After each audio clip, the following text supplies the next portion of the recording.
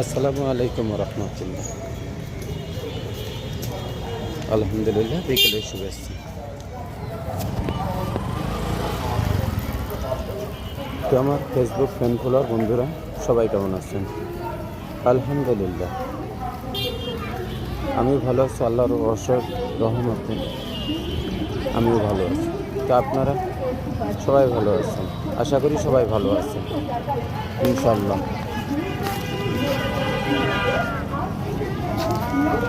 তো আসরের সালাত আদায় করে মসজিদ থেকে বের হলাম। তো যারা এখনই নামাজ আদায় করেননি তারা তাই নামাজটুকু আদায় করে নেন।